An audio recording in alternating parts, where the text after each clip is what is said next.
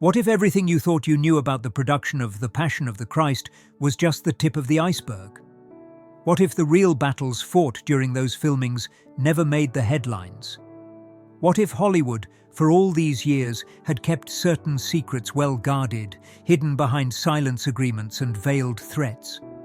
Because there are stories that were never fully told. There are truths that were buried along with the dismantled sets in Matera, Italy. And there is a man who, finally, after 2 decades, began to reveal what really happened behind the scenes of that film that shocked the world.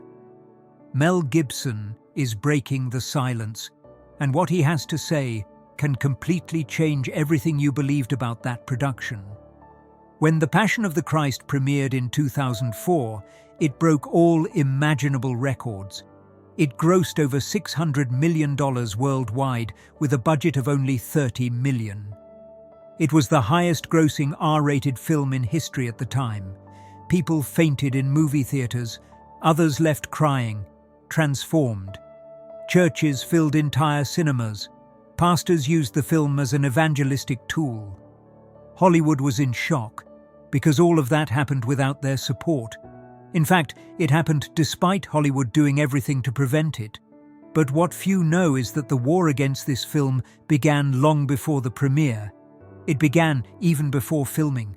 And this war had consequences that still reverberate today, more than 20 years later.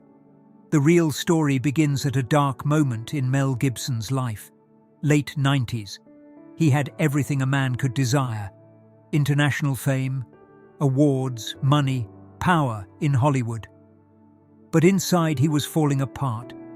He struggled with devastating addictions, deep depression, an existential emptiness that all the success in the world couldn't fill. Things got so bad that he began having dangerous thoughts about taking his own life. It was in that abyss that something extraordinary happened. Mel fell to his knees and cried out to God for help. And it was exactly there, in that moment of total desperation, that the obsession was born that would change his life forever. To make a film about the last hours of Jesus Christ.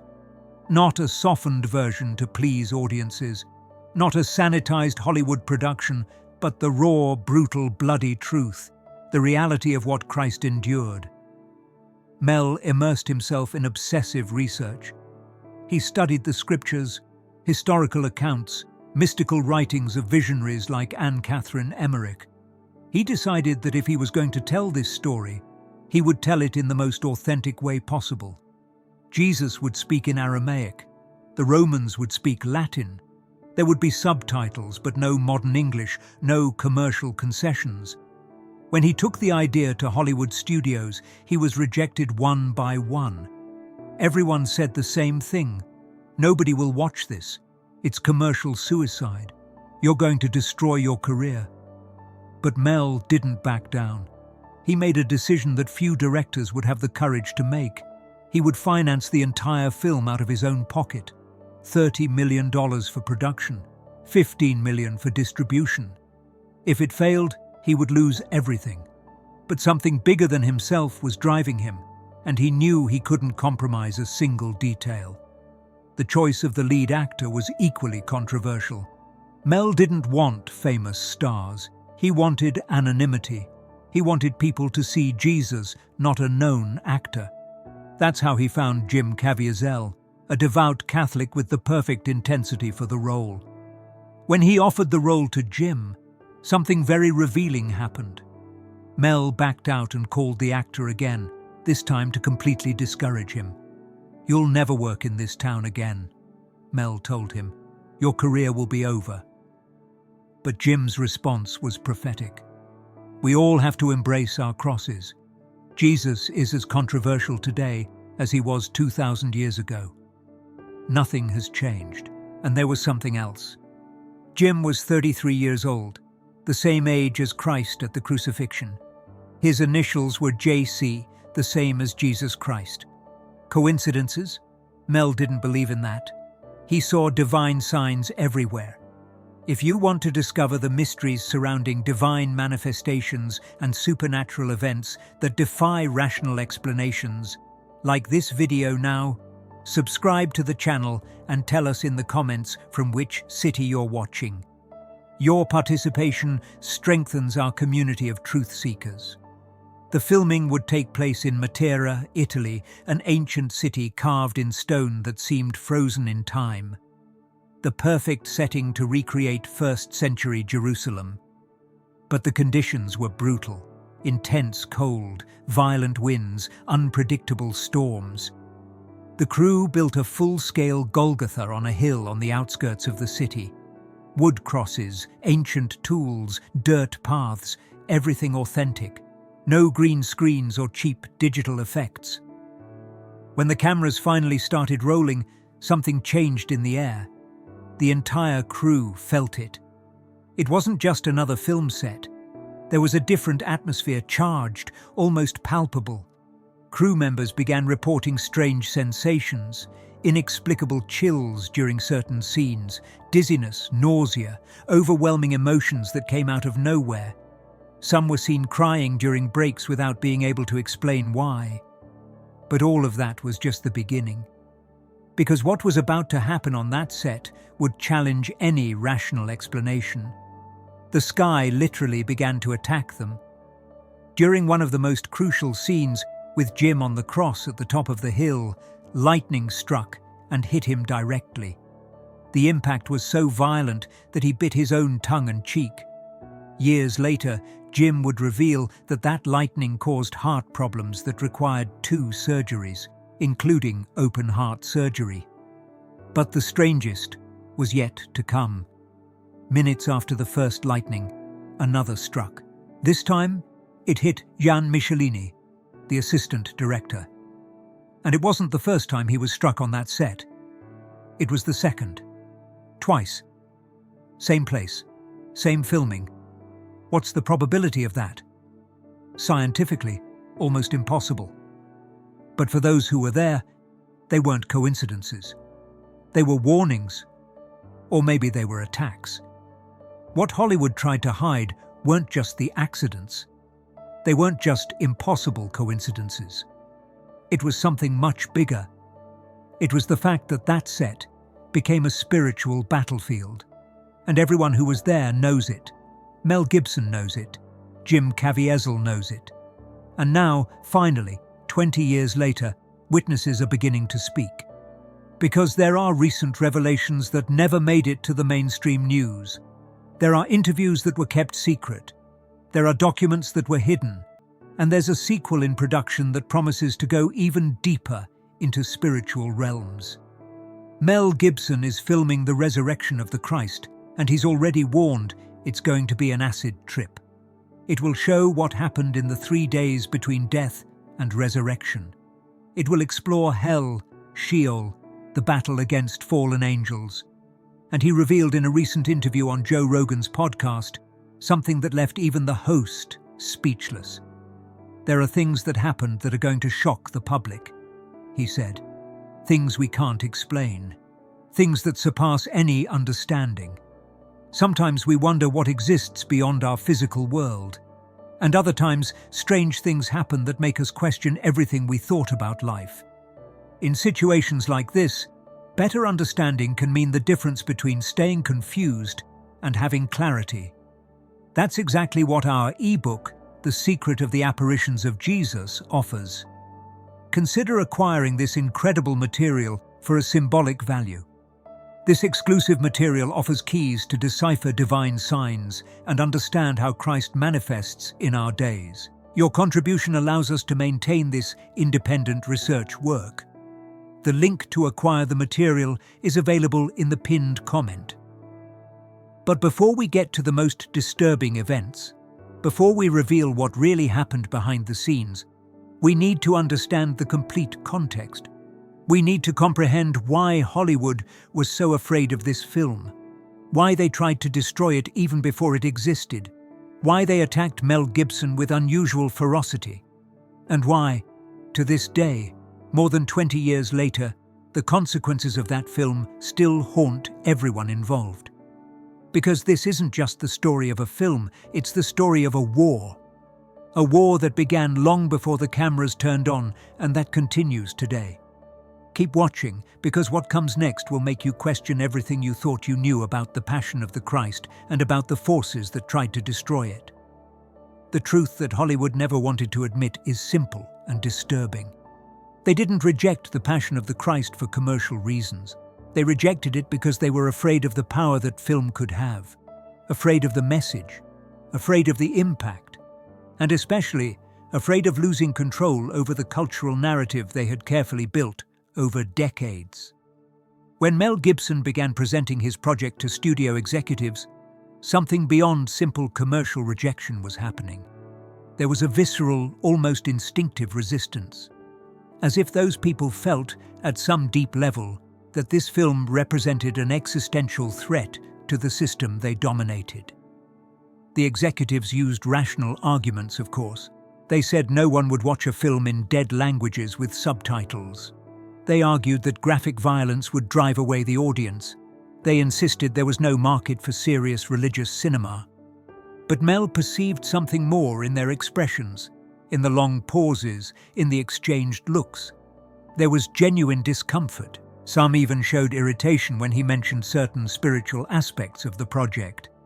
In interviews kept secret at the time, sources close to the matter revealed that some executives went so far as to call the project dangerous. Not financially dangerous, just dangerous, as if they recognized they were dealing with something that went beyond conventional cinema. Mel made his historic decision to completely self-finance the film in mid-2002, $30 million from his own fortune. It was an astronomical sum to bet on a single project, especially one that the entire industry had rejected.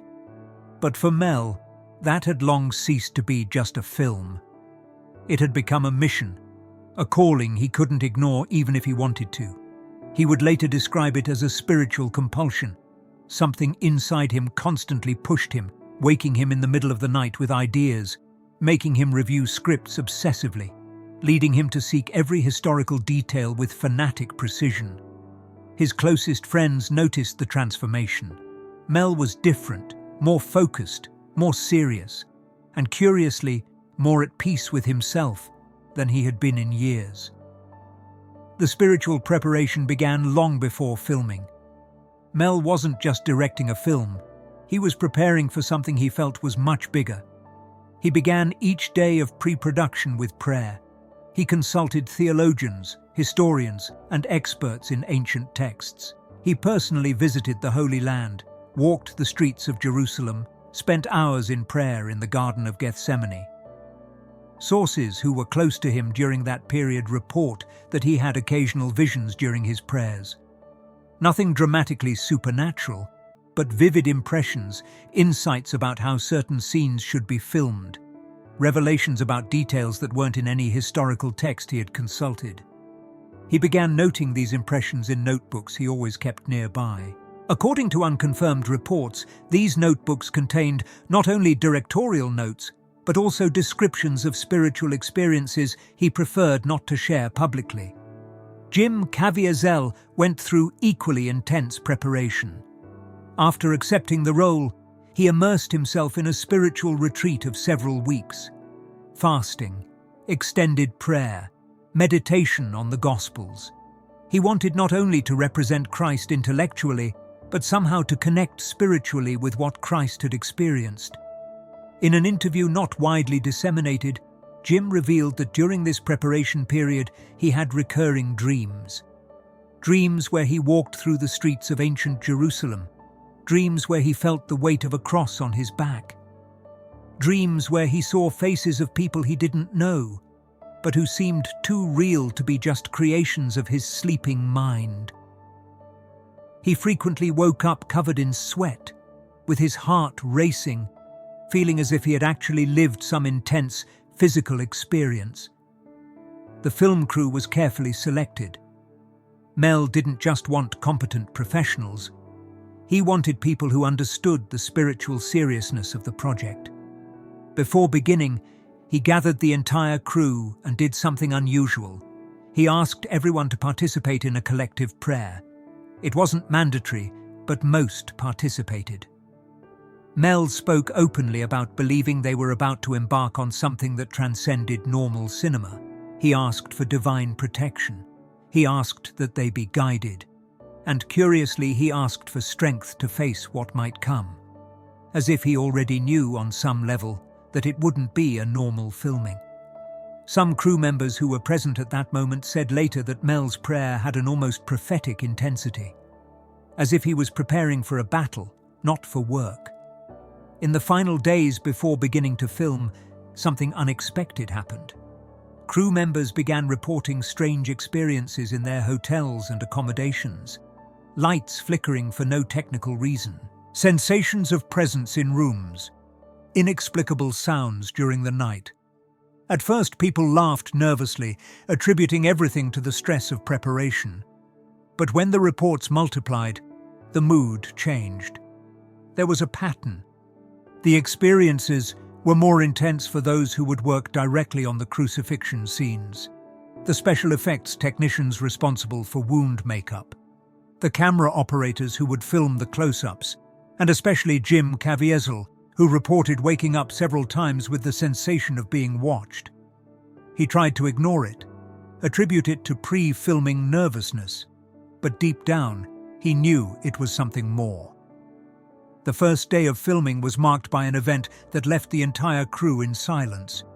It was a relatively simple scene, Jesus walking through the streets before the arrest. But when the cameras started rolling, the climate changed drastically. Within minutes, the sky went from clear to completely cloudy. The temperature dropped about 10 degrees. Strong winds began to blow, knocking down equipment. Mel shouted to cut, but before they could do it, something extraordinary happened. Jim, still in character, turned directly to the camera with an expression that no one on the crew could recognize as his. His eyes looked different. His body posture had changed completely. The lead cinematographer, in an interview years later kept secret, described the moment as terrifying and sacred at the same time. For about 15 seconds, it seemed it wasn't Jim Caviezel who was there. It was someone else. Or something more. When Mel finally shouted to cut and the crew approached, Jim was visibly confused. He didn't remember the last few minutes. He had a vague sense of having been somewhere else, seeing things he couldn't describe. The medical team checked his vital signs, everything physically normal. But something had happened. Everyone who was present knew it. Mel made a decision at that moment. He gathered the main crew and said something that was never included in any official making of. "We're dealing with forces we don't fully understand," he said. "We need to be prepared. We need to be spiritually strong. What we're going to film isn't just a story. It's a reality that's still alive in ways we can't explain. From today on, we'll start each day with prayer, and we'll end each day with prayer. This is non-negotiable." And then, with the set prepared, prayers made, and everyone aware they were embarking on something far beyond conventional cinema, it truly began.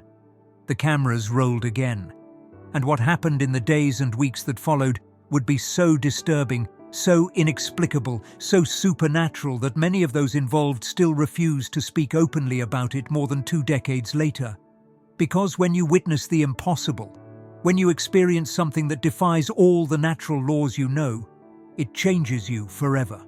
And it was about to change each person on that set in ways none of them could have imagined. What was happening on that set went far beyond simple film production. The barriers between past and present, between physical and spiritual, between representation and reality, were dissolving. And there was still more to come. Events that would make everything that had already happened seem almost normal in comparison. Because what awaited in the final resurrection scenes, and what would happen in the months and years after filming ended, would reveal that the Passion of the Christ wasn't just a film. It was a portal, and once opened, the consequences would spread across decades, affecting each person involved in ways they could never have predicted. When the cameras finally stopped rolling and the last day of filming came to an end, the entire crew felt a palpable relief, mixed with something harder to define. Exhaustion, certainly, but also a strange sense of loss, as if something that had been present with them for months had suddenly departed. The set was quickly dismantled. The crosses were burned in a private ceremony that Mel insisted on holding. He didn't want those objects to be sold as souvenirs or end up in some museum. "They need to be destroyed," he said. "They carried something that shouldn't be preserved." When the flames consumed the wood of the main cross, the one Jim had used, several crew members swore they saw shapes moving inside the fire. Humanoid figures that seemed to be freeing themselves as the wood turned to ashes. But the end of filming didn't mean the end of experiences. In fact, for many involved, it was just the beginning of an even more disturbing journey. Jim Caviezel was the first to feel the long-term consequences. In the months immediately after the film's completion, he began experiencing inexplicable health problems. Chest pains that led to the discovery of cardiac anomalies that needed 2 surgeries to correct, including open-heart surgery. Doctors couldn't explain the origin of these conditions. His heart was damaged in a way that usually appears only in much older patients or in people who suffered severe repeated physical traumas. Jim was in his early 30s and had always been healthy. But now his heart seemed to have aged decades. Jim's career, as Mel had prophetically warned, collapsed almost immediately. Before the Passion of the Christ, he was considered a rising star. He had worked with great directors, appeared in successful films, was on the list of actors sought for leading roles. After the film, offers simply stopped. They didn't gradually decrease. They completely stopped, as if someone had flipped a switch. Hollywood agents began returning his calls less and less.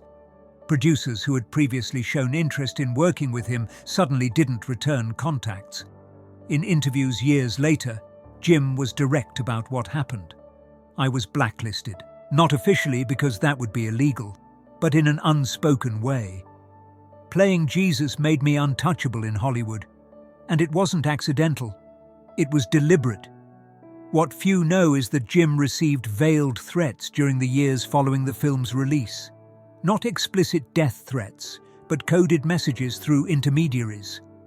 Sources close to the actor revealed that he was advised by influential people in the industry to publicly distance himself from the film, to stop talking about his religious convictions, to make statements that would soften the impact of what the Passion represented.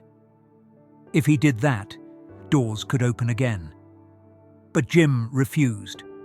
Every time he had the opportunity, he spoke more openly about his faith, about the transformative experience of portraying Christ, about believing that the film was more than cinema. So the doors remained closed. For almost a decade, the man who had starred in one of the highest-grossing films in history practically disappeared from Hollywood. Mel Gibson faced an even more public and methodical destruction. In the years after the Passion of the Christ, a series of scandals exploded in the media. The arrest for drunk driving in 2006, where he was recorded making anti-Semitic statements during detention. Leaked recordings of private phone conversations where he used abusive language. Accusations of inappropriate behavior. His public image was systematically demolished. Interviews were cancelled. Projects were shelved. Studios that had previously competed for his services now refused to return calls from his representatives. Within a few years, Mel went from being one of the most powerful directors and actors in Hollywood to being essentially banished from the industry. But those who knew Mel intimately noticed something deeper happening. It wasn't just the public scandals. It was a fundamental change in who he was. Lifelong friends described how he became more withdrawn, more somber. He talked about feeling he was being attacked not just publicly but spiritually. In private conversations that leaked years later, Mel reportedly said that after making The Passion, he felt like he had painted a target on himself, as if forces he didn't want to name had turned their attention to destroying him.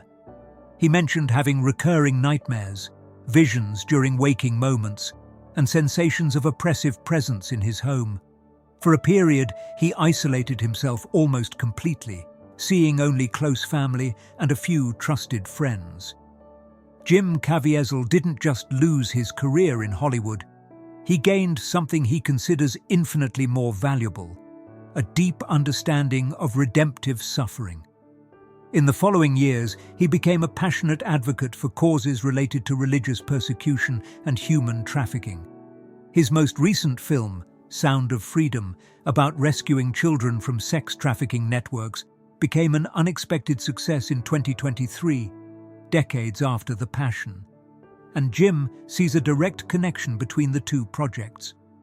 The Passion taught me that suffering with purpose has transformative power. Sound of Freedom is about freeing the innocent from suffering. They're two faces of the same truth. Christ suffered to free us. We must be willing to suffer to free others. Mel Gibson also slowly began to speak more openly about his experiences. In recent interviews, especially during his appearance on Joe Rogan's podcast in 2025, he revealed details he had kept silent for decades. He talked about believing that making The Passion made him a target, not just of critics or the industry, but of something darker. He mentioned feeling that spiritual forces that didn't want that film to exist continued trying to destroy him personally after they failed to stop the film. And he admitted that his public downfall, his scandals, his struggles, while caused by his own flaws and sins, were also amplified by something beyond mere human consequence. There was an agenda. There was intelligence behind how everything unfolded. And I was naive in not realizing that making that film would put me in a war that would last the rest of my life. Now, more than 20 years later, Mel is producing the sequel. The Resurrection of the Christ is scheduled to begin filming in 2025, with plans for a two-part release in 2027.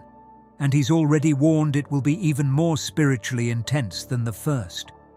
We're going to show the 3 days between death and resurrection, Christ descending to Hades, the battle against fallen angels, the liberation of the Old Testament saints.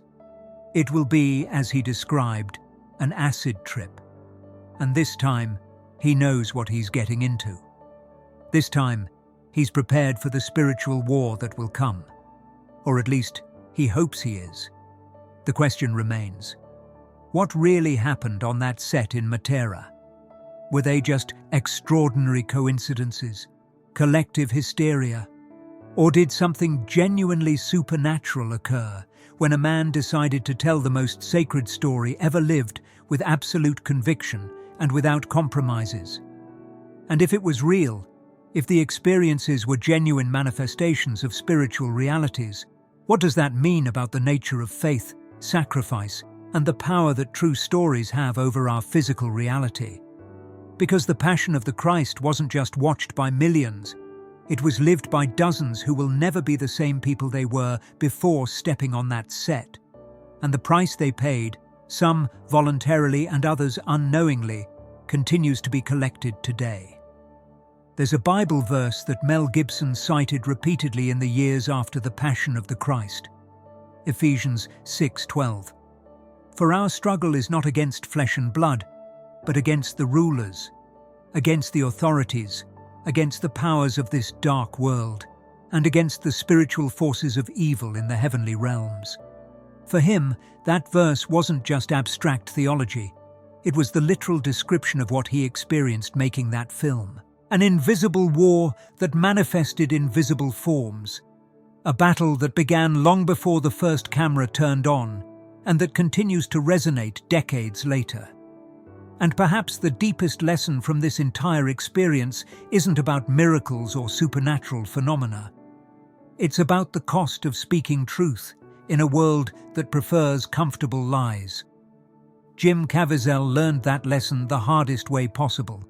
He sacrificed what could have been a brilliant and lucrative career in Hollywood to portray Christ with absolute integrity. And for years, it seemed he had made the wrong choice. While his contemporaries accumulated fortune and fame, he struggled to get secondary roles. While other less talented actors starred in multi-million-dollar franchises, he worked in television and small independent productions. but Jim never expressed regret. In interviews over the years, his message remained consistent. "I'd rather have done one truly important thing than 1,000 commercially successful but spiritually empty things." The passion changed lives. It brought people to faith. It opened eyes. That's worth more than any award or million-dollar contracts I could have had. And maybe Jim was right, because the impact of the Passion of the Christ goes far beyond box office statistics. Millions of people around the world credit the film with profound changes in their spiritual lives. Atheists who became believers, nominal believers who became devout, people on the brink of suicide who found reason to live, marriages restored, addictions overcome, lives literally transformed after watching those 2 hours and 6 minutes of brutal and redemptive cinema. Pastors report that in the months after the film's release, their churches experienced waves of new members and spiritual revival they hadn't seen in decades. It was as if the film had broken some cultural barrier and allowed people who had ignored the gospel for years to finally see its relevance.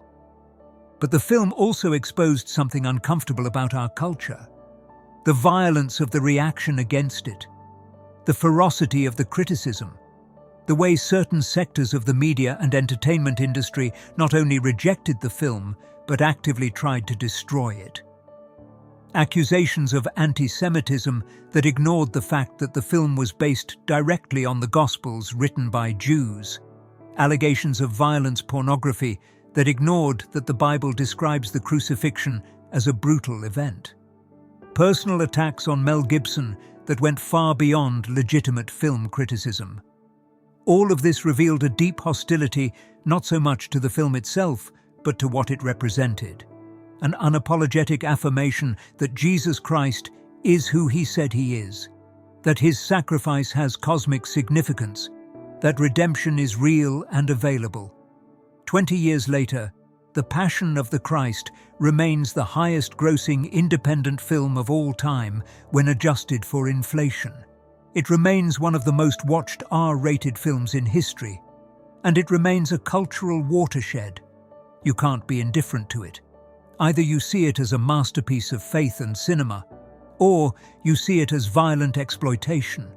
There's no middle ground, and maybe that's precisely the point. Christ himself said he didn't come to bring peace but a sword, that families would be divided because of him, that those who followed him would face opposition from the world. The Passion of the Christ proved that those words are as true today as they were 2,000 years ago. The sequel that's coming promises to be even more divisive.